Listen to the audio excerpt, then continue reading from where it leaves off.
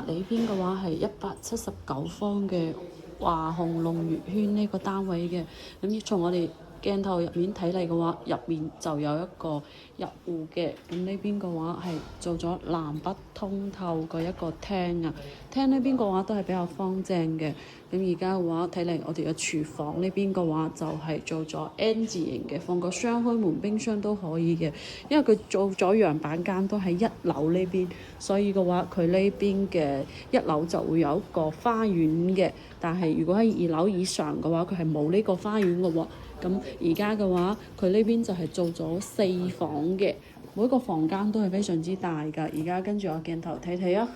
呢第一個房間嘅話可以作為兒童房，咁放嘅話係尾3個床嚟嘅。咁呢邊嘅話就係我哋第2間房間，呢個房間都係非常之舒服㗎。我哋嘅公衞乾濕分離嘅，咁呢邊嘅話仲有一個套間嘅，可以做到3個衞生間、4個房間嘅佈局。咁呢個房間嘅話就做一排個櫃，之後嘅話放個尾8個床都冇問題嘅。而家呢邊嘅話再跟住過嚟睇下我哋主人房，呢邊嘅話會有一個衣帽間。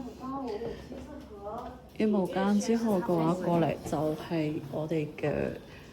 主人房嘅洗手間，好大啊！乾濕分離之後嘅話，呢邊都仲可以有咁大個空間嘅。